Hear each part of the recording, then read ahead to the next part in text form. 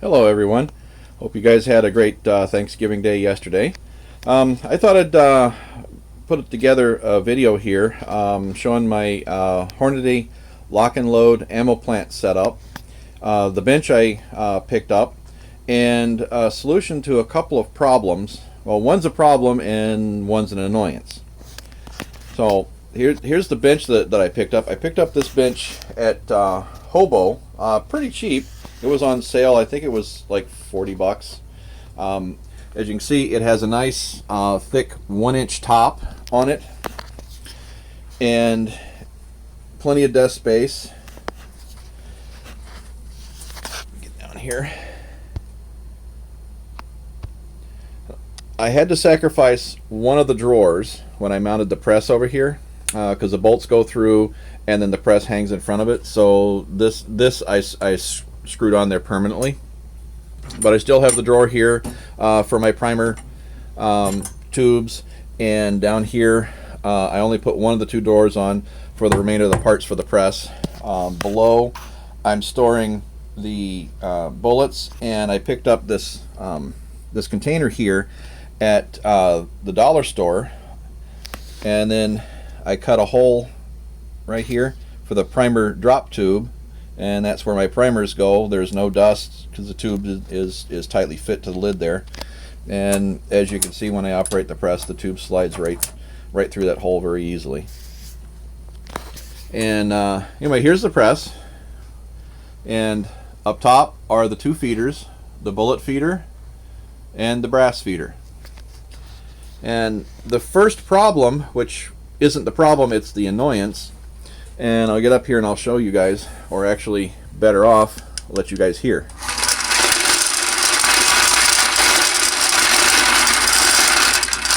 That thing makes a lot of racket. And oops, wrong side. And of course the brass feeder. Brass feeder's not that much of a problem,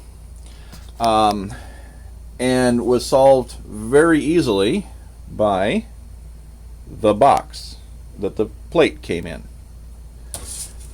I'll turn this back on, you guys can listen.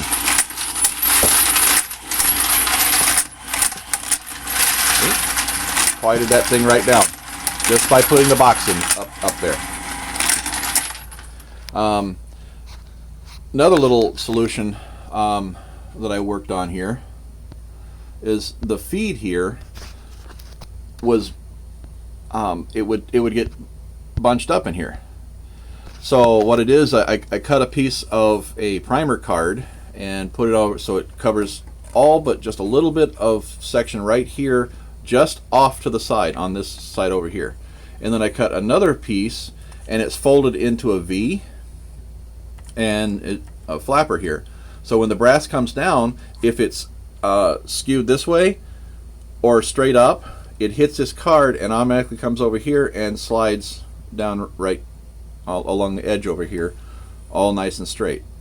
Since the card won't allow it to come out until it gets past halfway, it hits this side of it, and it, like I said, if it comes out at an angle, that this little flapper card will direct it off to the side like that.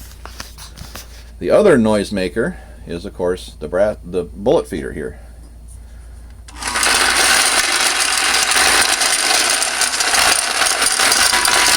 And that's all. Doesn't completely eliminate it, but it cut it down quite a bit. And that's simply a piece of styrofoam with a smaller round piece of foam core glued underneath it.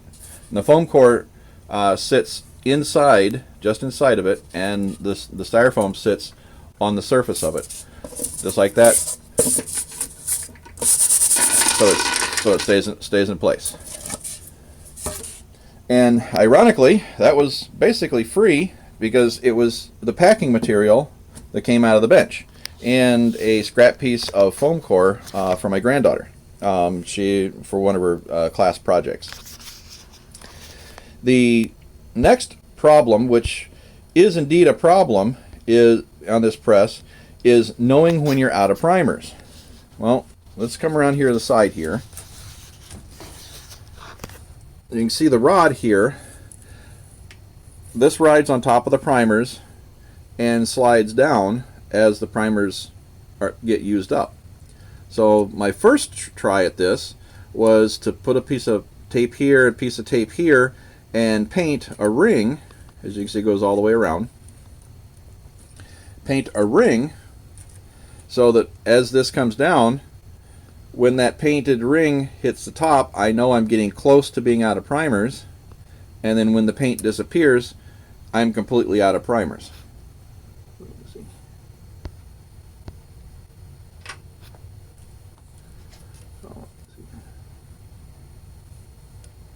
Well, that in logic seemed to make perfect sense, except when you're seated right here.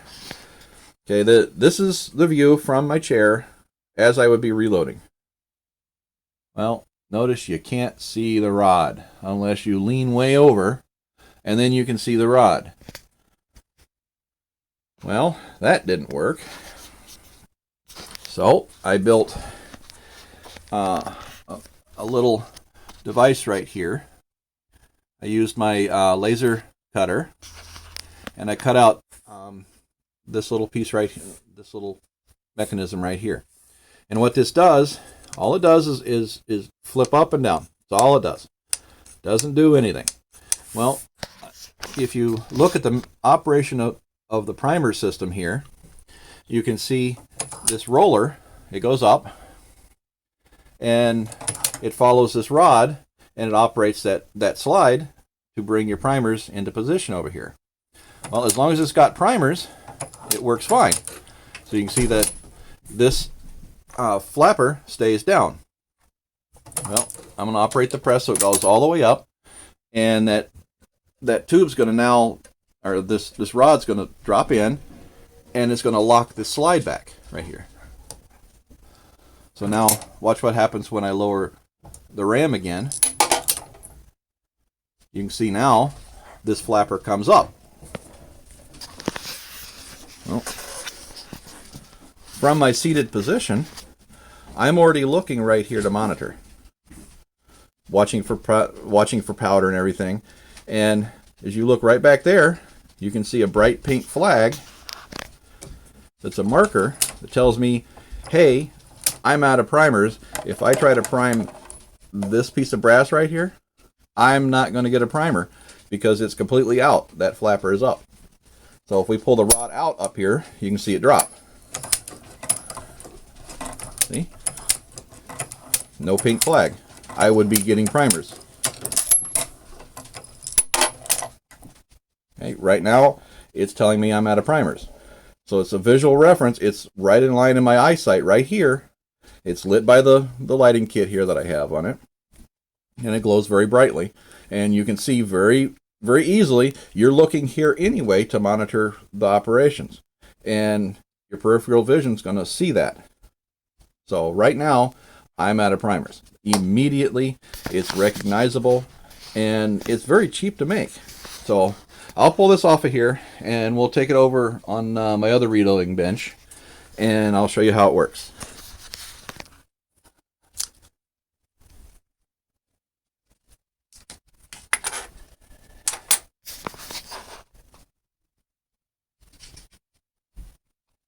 Okay, here we are at my other reloading bench, and I put this up here for scale. These are inches, so you can see what this is. Basically, it's just a L-shaped base that we have two vertical supports here with an axle that goes through it, and the axle is made out of a bamboo skewer, and then I have two extra black backing blocks here for extra glue surface. And the axle is actually attached to the top here, not the base.